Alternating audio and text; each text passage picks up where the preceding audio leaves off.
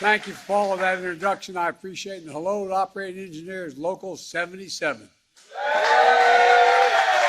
I might note from the time I announced for the United States Senate when I was a kid, I had the support of the operating engineers. I love you all. Thank you, thank you, thank you. You guys were founded 122 years ago. That's not when I got endorsed. Skilled workers operating all kinds of construction equipment. There can't be a better place to talk about the progress we've made together, how it's working with the country, and how our MAGA, by the way, please sit down. I failed to tell you to say that to you. Thank you for being, you know, I'm going to just say at the front end, this ain't your father's Republican Party. This is a different deal right now. And a minority of the party, the MAGA, I call the MAGA Republicans, control the party. And they're in Congress threatening to undo all the stuff that you've helped me get done. That's why I'm here today, because you and the American people should know about the competing economic visions of the country that are really at stake right now. I'm here in this Union Hall with you when just 2 days ago, the Speaker of the House, Kevin McCarthy, went to Wall Street to describe the MAGA economic vision for America. And it's very clear, they've laid it out. I know when I was telling you it was going to happen, I'm telling folks, they looked at me like, that can't happen. Well, guess what? It's attempted to try to happen now. Massive cuts in programs you count on. Massive benefit protected for those at the top.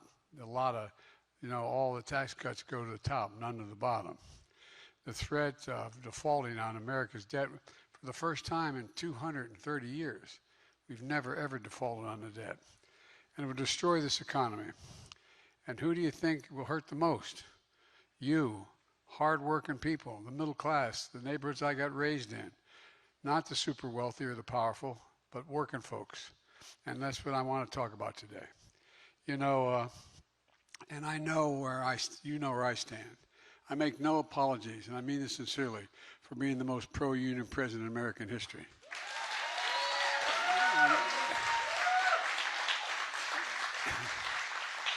It's not just because I grew up with you all, it's because it's true.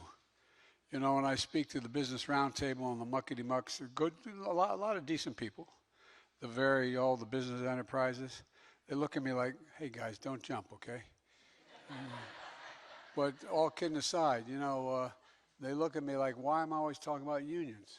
I say because, they don't appreciate how damn hard you all work, how damn hard it is for you to be able to become something other than an apprentice. It takes 4 years to train an apprentice, just like going back to school.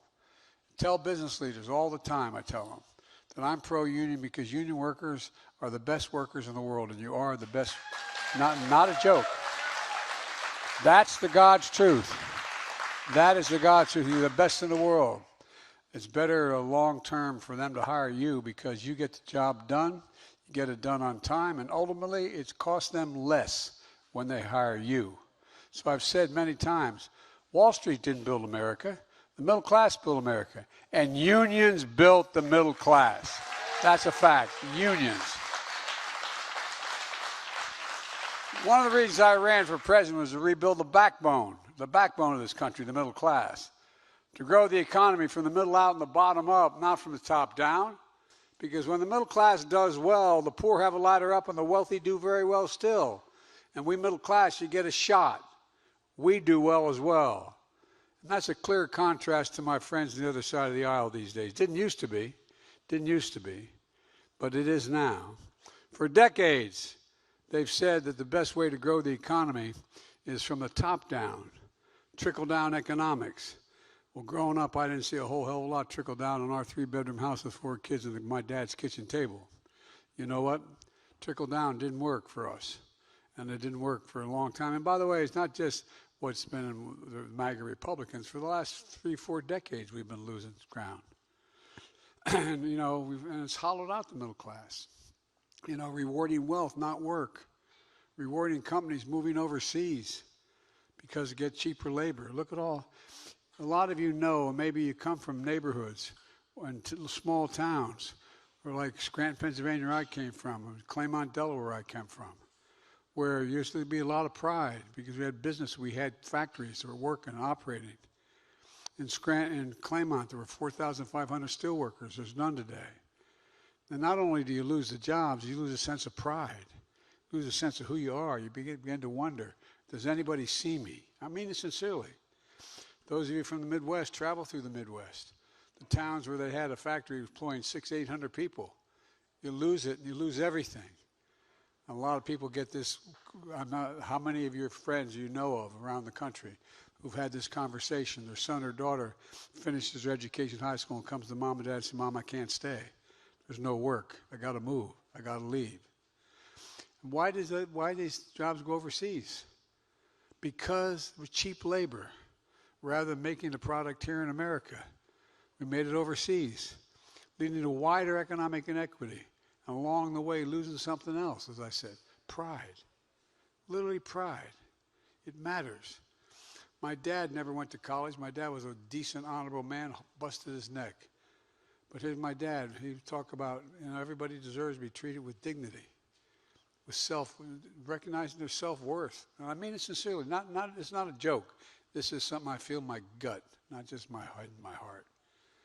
How many of you know what it's like growing up in a community where that factory does shut down, where the community gets hollowed out? It gets hollowed out, literally. Folks, trickle-down economics doesn't work. And together we've been doing everything we can to turn things around.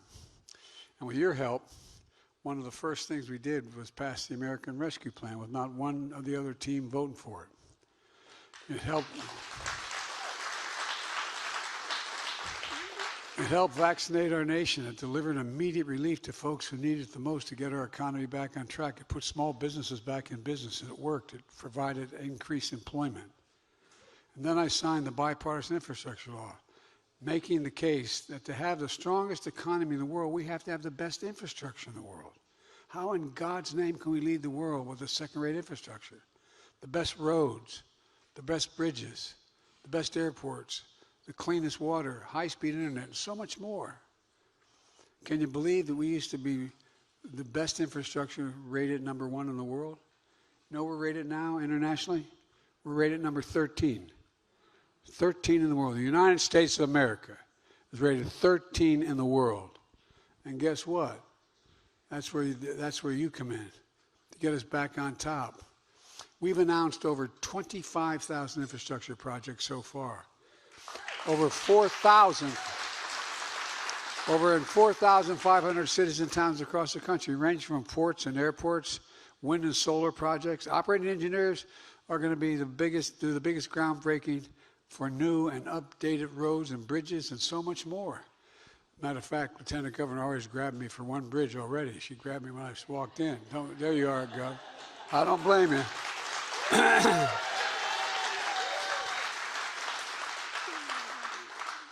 I told her we view the Eastern Shore of Maryland as the Western Shore of Delaware. And also, the Bidens all come from Baltimore, going all the way back to the early 1800s from Baltimore. You're the one that are going to this is not hyperbole, it's a fact. You're going to transform America. You, the operating engineers, are going to transform America. And it can't get done without you. Without you, it can't get done. It's just, there's certain things that's a fact, obvious. And so, when we rebuild America, and I mean literally rebuild America, we're going to buy American. I've gotten a lot of criticism because there was a law passed in the early 30s that said buy American, but no president's really paid much attention to it.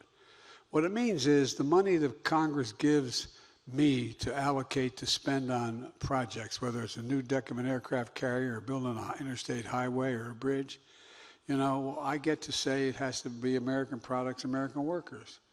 Every federal project built by American workers using American products, creating American jobs, is what I've done since I become president. I announced,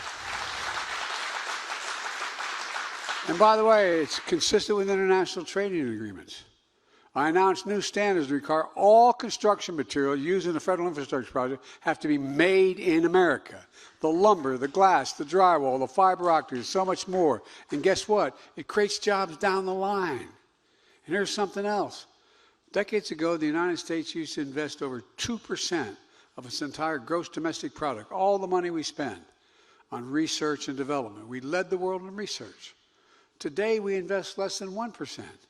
We used to rank number 1 in the world in research and development. Now we rank number 9 in the world. How in the hell does that happen?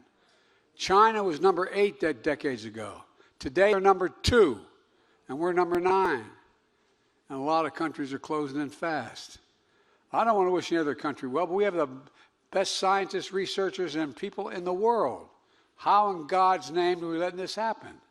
I'm serious. Think about it. That's why, with your help, I signed a law that initially when I suggested it, people thought, what are you doing? It's called the CHIPS and Science Act. Yes, sir. And guess what?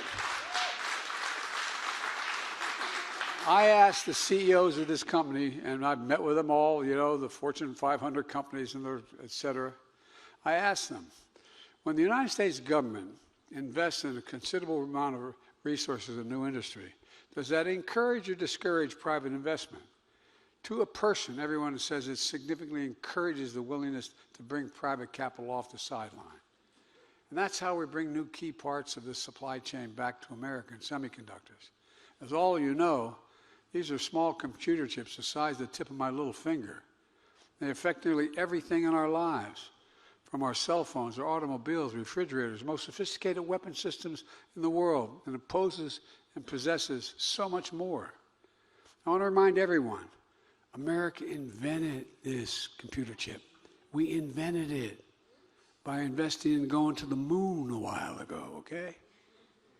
We increased the sophistication many times over. We made them smaller, faster, more powerful. And over time, we went from producing 40% of the world's chips down to 10%, despite our leading the world in research and design. How did that happen? I mean, deadly earnest. You don't have to be a rocket scientist to figure this out. How did that happen? We all saw during the pandemic, when things slowed down in the Far East, where we imported so many of our computer chips. What happened?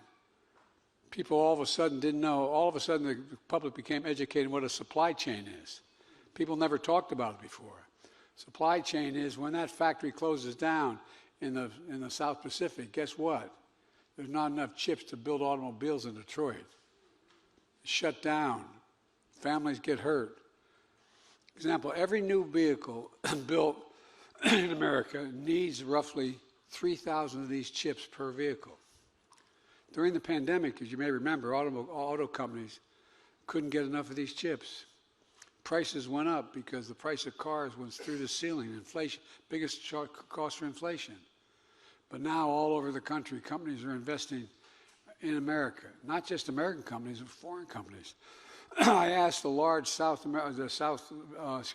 Korean company why they're investing in American computer chips to build the factories here. They said, because you have the best workers in the world. They said, not me. We do. And guess what? It went from a relatively small investment. You know how much we're investing now? $400 billion. $400 billion in advanced manufacturing. A record amount of investment back at home in any time in our history. For example, in Ohio, I visited what I call the Field of Dreams, about 1,000 acres outside of Columbus, where Intel has committed $20 billion to build what they call a new chip fab, a factory. They call them fabs.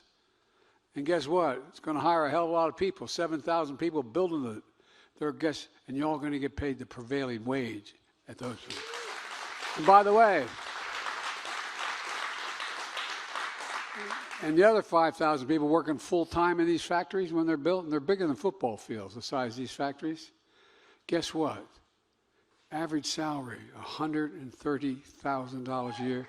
And you do not need a college degree to have the job. Well, the same story's up in New York State, Texas, Arizona, Idaho. Jobs in both construction and operating these fabs. They're about the size, I said, of football fields. Jobs that pay an average of $130,000 a year permanent.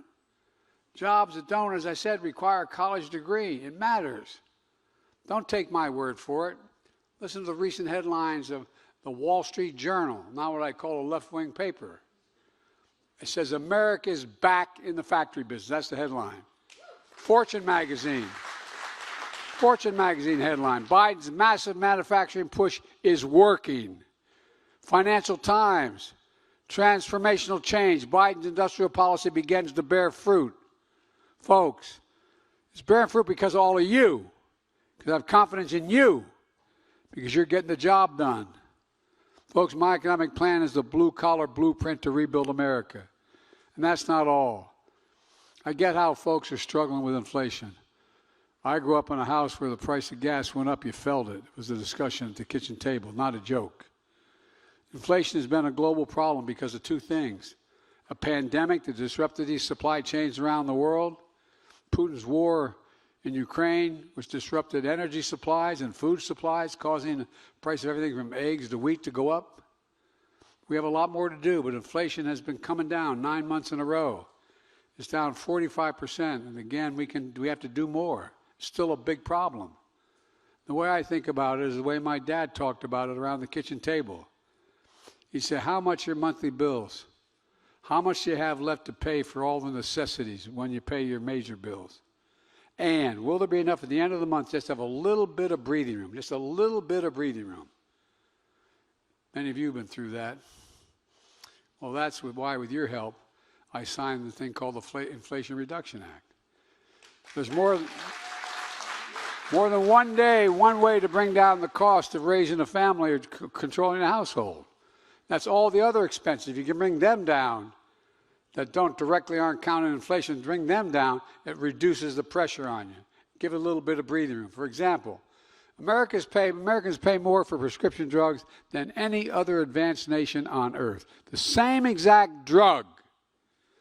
You pay more in the United States, in France, Germany, England, wherever you go. I've been fighting for years as a senator and vice president to allow Medicare to negotiate the price of those drugs, to negotiate the price. Guess what? We allowed the Veterans Department to be able to negotiate price for the veterans, but that's been in place. But we've never allowed Medicare to do this. But finally we beat Big Pharma. We got it done again without a single Republican vote. Look, it's had a profound impact on so much more, and there's so much more to come. How many of you know anybody with diabetes? Okay, well, guess what? You're now paying $35 instead of $500 a month for that insulin.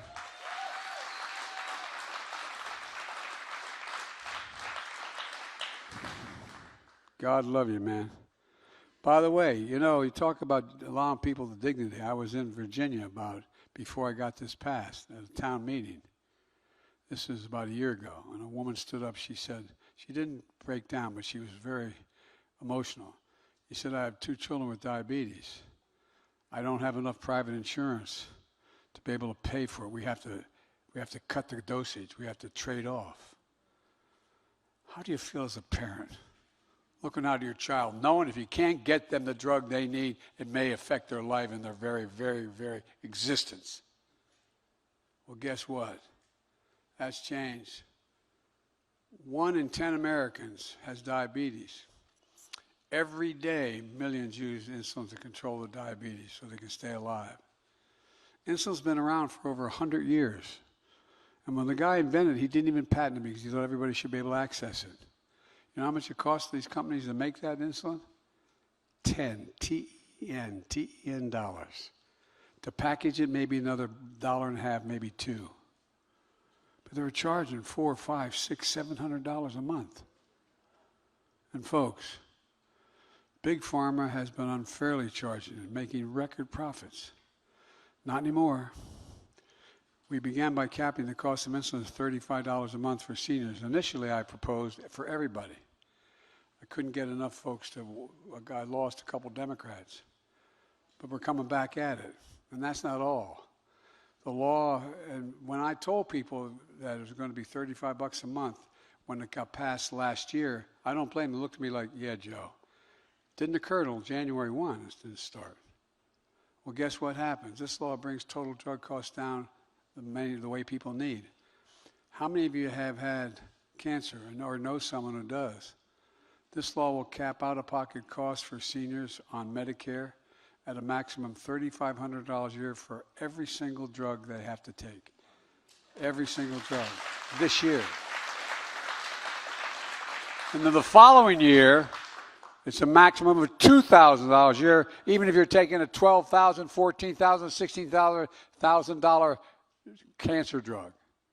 It's a game changer. And it's fair. This is nothing radical. It's just fair. Don't have to pay these prices in other countries. The Inflation Reduction Act also makes the most significant investment in dealing with climate ever anywhere in the world's history. And by the way, if I can digress for just a moment. Before I announce my plan, which is the most consequential one in literally the history of the world, no country's ever done it. We've never done it. America's never seen it. I went to my friends in the union movement because you're all worried. I don't understand you. You've been told that you work on global warming is going to cost you jobs. And I sat down with one of my good friends, the head of the IBEW, just retired, going to a retirement party for him this week. And I laid out, you may remember hearing I getting beat out of me, but I didn't care about the environment. And then I met with a lot of you guys, met with your international presidents. And I said, you want to make some real money, this is where you're going to make it. Because it's going to help. By the way, guess what? When we're dealing with the IBEW, they're going to put in 550,000 charging stations. 550,000. You all are going to build on the roads and highways and the bridges to get there. It's going to generate incredible economic growth. For example, and also families aren't even part of organized labor. They get $1,000 a year savings by providing a rebate when they buy a new efficient appliance or weatherize their home. They get a tax credit for purchasing heat pumps, rooftop solar energy, so they can afford to do it, and they get a tax credit for doing it. And the long-term savings for them is significant. Without going to everything, it also provides tax credits for electric vehicles, new or used, because we're convinced that the companies are going to move. Let me back up. I called a meeting of all the American automakers to the south lawn of the White House last summer, or the summer before. And I talked about the need for us to have to transition.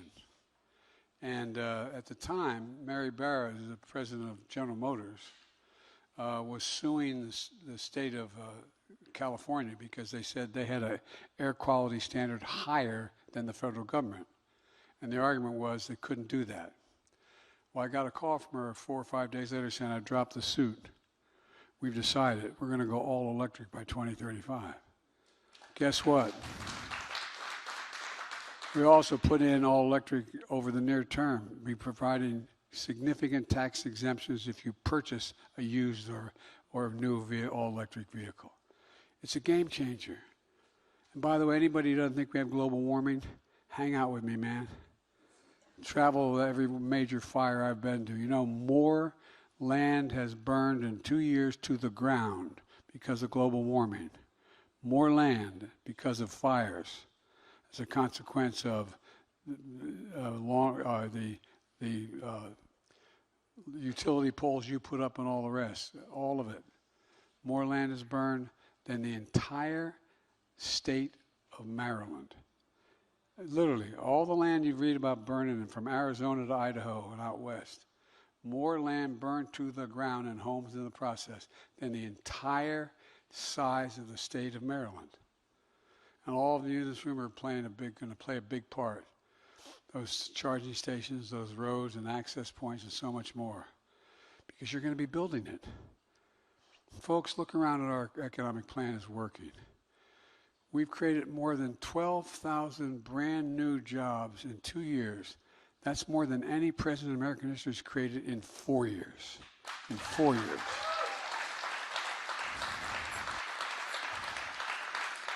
Unemployment is at 3.5%, near a 50-year low. And all for minorities as well. For African American unemployment is down low. Hispanic, across the board. Nearly 800,000 good-paying manufacturing jobs, the fastest growth in 40 years. Where in the hell is it written that says we can't be the manufacturing capital of the world again? I don't know where that's written. It's going to be us. You know this better than anyone. It's an all-time record for construction jobs. As I said, where's it written we can't manufacture more than anybody in the world? And by the way, we've made all this progress in a fiscally responsible way. All the talk of these guys, I'll get to this in a second, but how they're going to cut spending and the like. In my first 2 years in office, I brought the deficit down by a record $1.7 trillion. All we spent, still less than $1.7 trillion. Inflation Reduction Act is going to bring down deficits by hundreds of billions more in the decades ahead. And again, not a single Republican voted for it. Let me be clear again. Under my plan, no one earning less than $400,000 has seen nor will see, as long as I'm president, a single solitary penny raised in their taxes. Not a single penny. And we're able to make huge progress for the country by making the biggest corporations begin to pay their fair share. You all pay you pay more than your fair share. No, I'm serious. And by the way, I come from the corporate capital of the world. I was a senator for 36 years in Delaware. More corporations incorporated in Delaware than every other state in the union, okay? So I'm not one of these guys that corporations are all bad. They're not, but it's about time they start to pay their fair share. Let me ask you a question. Not a joke. How many of you think the tax system is fair in America? Oh, I'm serious. Guess what? You may remember my talking about when I first got elected. There were 55 of the Fortune 500 companies that made $40 billion in profit in 2020. And guess what? They paid zero, not a single penny in taxes. Not a single penny. I said it was wrong. So I did something outrageous. I was able to impose a 15% tax. My God, 15%. You all pay more than that. You pay twice that. How many construction workers, firefighters, teachers, cops would be happy to pay 15%? You know, I love these guys telling me what they value. My dad used to have an expression. He'd say, don't tell me what you value. Show me your budget. I'll tell you what you value. Let me tell you what I value compared to the other side. Well, I'm here in this Union Hall, and with you, Speaker McCarthy just got finished speaking to Wall Street 2 days ago and speaking to the United States Congress a few hours ago. And what we described as the mega's economic vision. It was days before tax day. Do you think he told the wealthy and powerful that it's about time they step up and start paying a fair share? Not a word. Do you think he told the billion-dollar companies to stop stashing profits in tax havens out off the coast and shipping jobs overseas? I didn't hear any of that, did you? Instead, he proposed huge cuts in imports and very important programs that millions of hard-working and middle-class Americans count on. All the while, he and the mega officials are separately pushing for more tax giveaways and overwhelming benefits to the wealthiest Americans and biggest corporations. Folks, it's time the same old trickle-down, dressed-up MAGA clothing is worse than ever. Let's be clear. A plan has details. The plan is straight. That's with the American people. McCarthy comes along and delivers a speech with not a plan. Actually, in some sense, it's pretty simple. For example, he talked about limiting spending. We're all for that, man. Let's limit spending. But look at what he didn't say. He didn't tell you exactly how much he wants to cut, but the House leading Republican proposal will cut critical programs, so-called discretionary spending, by 22%. That would mean cutting the number of people who administer Social Security and Medicare, meaning longer wait times. Higher costs for child care, significantly higher, preschool, college, higher costs for housing, especially for older Americans, people with disabilities, families with children, veterans, 30 million fewer veterans outpatient visits, leaving our brave warriors to get checkups and mental health services and treatment and subsidies and substance disorders out in the cold. Tens of thousands of people suffering from opioid epidemic would be denied treatment they need for recovery. The MAGA 22% cut undermines rail safety, food safety, border security, clean air, clean water. It's not hyperbole, it's the fact. Just look it up. MAGA Republicans in Congress want to defund the FBI and the police. Talk about defunding. They don't like the FBI. Maybe arrested some of them. It's outrageous. I mean, think about it. Defund the FBI? MAGA Republicans in Congress have introduced a bill that could take food assistance away from as many as 10 million kids, people, 4 million children, and put them at risk of going hungry. The wealthiest country in the world. MAGA Republican Congress support cuts in Medicaid that could lead millions of people to losing their health care, including the working poor and people with disabilities. And here's the thing. Do these painful cuts actually help the deficit? Do they actually reduce cost? Well, honest answer is no. The very first bill that the House Republicans passed was to get rid of the law I signed to crack down on wealthy tax cheats. I'm talking about the multimillionaires and the billionaires. What does it mean? Well, it was estimated by all the experts that they kept cutting the number of IRS agents, not doing your taxes, but doing the incredibly sophisticated taxes required to do the multi-billionaires and millionaires. And guess what? It was estimated that it would, in fact, reduce the deficit because we bring in more money from the super wealthy. We start to pay their fair share. Make it easier for the wealthy to get away with cheating on their taxes. They wanted to get rid of these IRS agents. Well, that's what they proposed again. And folks, while you pay your taxes, others aren't.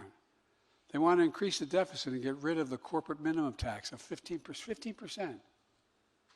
Look, I want to make sure that the $2 trillion Trump tax cut that he passed in his last term, only term, for $2 trillion, well, I didn't mean it that way. I didn't mean it that way.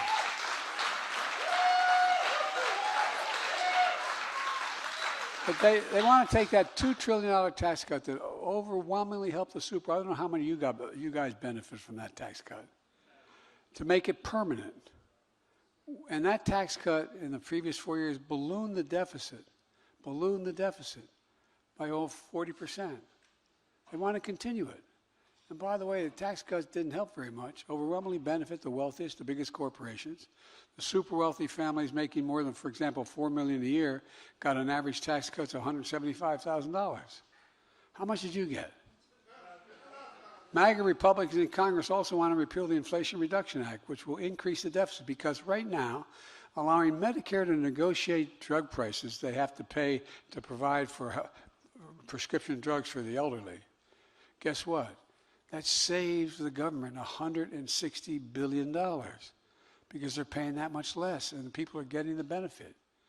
And by the way, the previous administration cut the number of IRS agents by reviewing these complicated tax returns. That was part of it as well. The Inflation Reduction Act gives the IRS agents the need to get the number of agents they need to get the taxes owed. It was estimated that it would recover over $100 billion in taxes owed if they were able to have these agents looking at them. And, you know, all of this reduces the debt that I proposed by $240 billion over the next 10 years. And the MAGA Republicans want to repeal it. Folks, that's the MAGA economic agenda. Spending cuts for working and middle-class folks, Americans, and tax cuts for those at the top of the pile. It's not about fiscal discipline. It's about cutting benefits for folks that don't seem to care much about. It's about finding ways to squeeze out more of America's middle class. They should be getting tax relief themselves, not the super wealthy. Imagine denying some veterans the Medicare they need, the medical care they need, so the big corporation can keep paying their taxes. I felt very strongly about the legislation we passed that affected the ability of us to take care of those folks who died as a consequence or sick because of burn pits. My son was one of those kids. Spent a year in Iraq. I've been in and out of Iraq and Iran, but Iraq, not Iran, I misspoke, Iraq and Afghanistan over 30 times. When I saw him when he was in Iraq, in Baghdad, he was less than a couple hundred yards from one of those burn pits. They're 10 feet deep, the size of a football field, and they burn everything in it, from jet fuel to toxic. A lot of you guys know folks who are firemen. How many people came back with cancer as a consequence of going to 9/11, and we finally took care of them? Well, I was determined to take care of these kids, and we got it passed. We got it passed. Imagine trading off less food inspections so the wealthy can have a giant tax cut. Imagine denying poor and disabled Americans on Medicaid, not Medicare, the treatment they need for asthma, diabetes, so the wealthiest Americans can keep cheating on their taxes. And by that, I'm saying every wealthy American cheats on their taxes. But we have 1,000 billionaires in America. You know the average tax rate they pay? 8%. 8%. I proposed a better way. How about starting with big oil? Guess what? We're still going to need some oil. But they made $200 billion in profit last year in the middle of a global energy crisis because they weren't reinvesting in refineries. And they received in the process an additional $30 billion subsidy from the taxpayers. I'm going to cut those wasteful subsidies for big oil, saving taxpayers $30 billion. MAGA Republicans want to protect those subsidies for big oil. We just finally beat Big Pharma by giving Medicare the power to negotiate lower drug costs. I want to keep going. MAGA Republicans in Congress want to hand Big Pharma back in power. Just think about it. We have now about 1,000, as I said, billionaires. Their average tax is 8%, as I said. It's wrong. That's why I proposed a billionaire minimum tax. No billionaire should be paying less of a tax rate than a school teacher or a firefighter.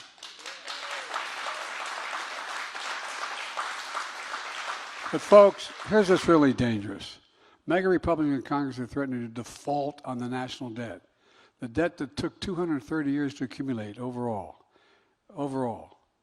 unless we do what they say. They say they're going to default unless I agree to all these wacko notions they have.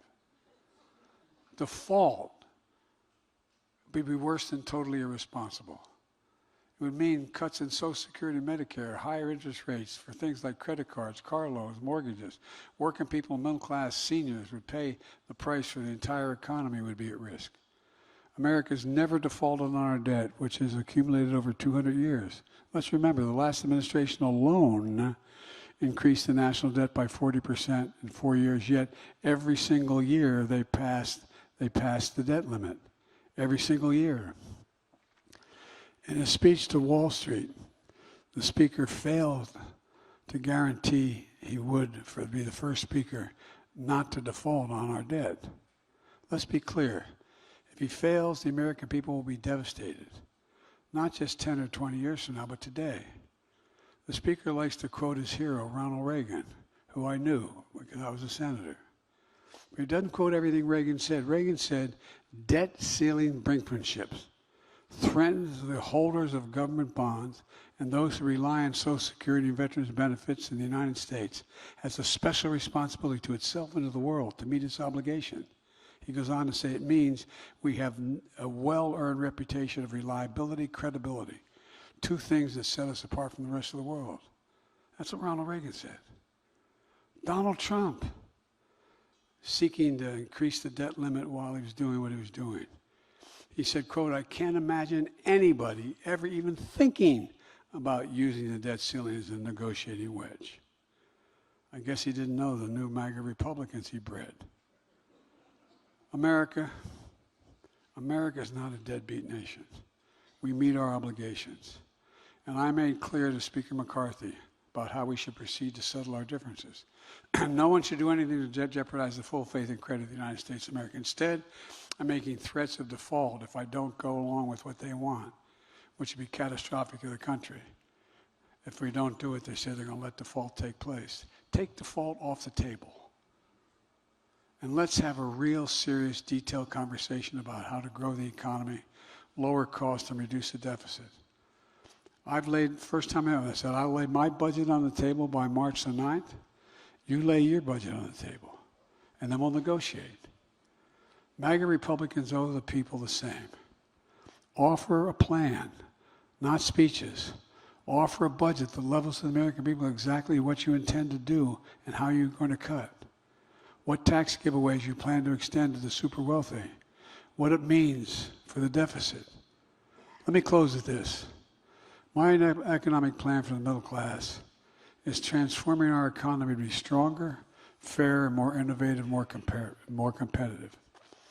That's where all of you come in. Without you, we can't rebuild America. And again, that's not Herbert. We cannot rebuild America without you. You're part of the bold plan to invest in America that I have. In all of America, including the places and people who have been forgotten. You build the roads, the bridges. You're going to take all those lead pipes out of our system, make it safer to generate economic growth for the country. You got more to do, but we made a lot of progress, and we just got to keep it going. Because of you, we're on the move. I can honestly say, and I mean this, I've been doing this a long time, but I've never, ever, ever been more optimistic about America. We just have to remember who we are. We are the United States of America. There is nothing beyond our capacity. Nothing we've ever set our mind to, we've not been able to do when we've done it together. So God bless you all. May God protect our troops. Thank you so much.